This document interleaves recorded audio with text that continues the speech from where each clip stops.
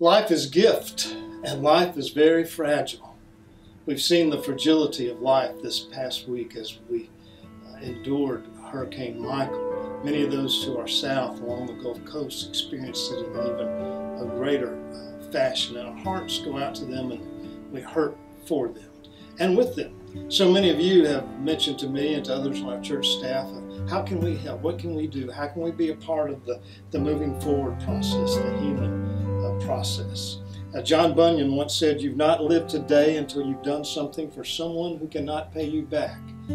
So I'd like to offer you 5 suggestions and ways that you might be able to help those who are hurting and suffering because of Hurricane Michael. First of all, you can pray. Don't ever discount the power of prayer.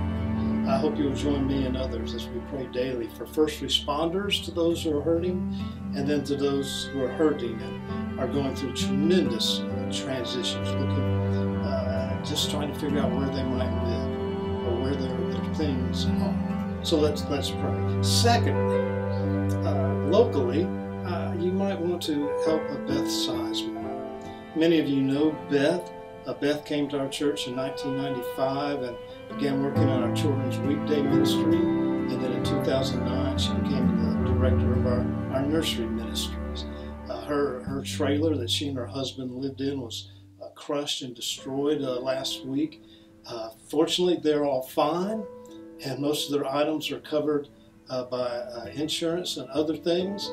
And we're hoping that we might be able to help her with her $500 deductible for her insurance. So that may be a route. If you'd like to help with that, you can send a check to the church, First United Methodist Church, and just put on it Beth Sizemore gift. And again, that's about a $500 item. Also, a lot of you know that our gym is the district collection point for hurricane relief buckets for this district and for others in the Alabama West Florida Annual Conference. Today we received 18 of these hurricane relief buckets from those who are in the northern part of our conference.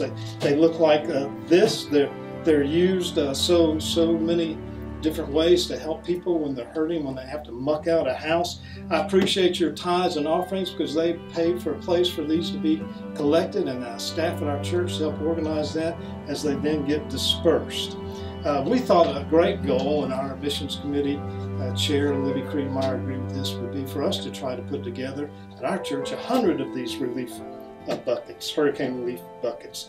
The missions committee is providing the bucket, and then there's 14 specific items that go inside of each bucket, and that contains all those items and a little description of each and every one of them. So we're asking for different individuals or different groups in our church to sign up to bring 100 of one of these items, one of the 14 items, and asking you to have those to the church and the gym by Wednesday, the 24th of this month. And if you'll do that, that would be wonderful. The way you can sign up to do that is to call Pamela Manfredi here in the church office at 793-3555. Another way you could help is to volunteer to be present on Sunday, October the 28th at 3 o'clock, right before our fall festival. We'll gather in the gym, and with you and other volunteers, we'll put these buckets together and have them ready to go out. The last way you might want to help, you may say, I don't want to do this or that or go pick up things, but I might want to give $100. I might want to give $50. I might want to give 50 cents. You can do that by bringing a check by the church and mark it to the United Methodist Committee on Relief, UMCOR, Hurricane Relief.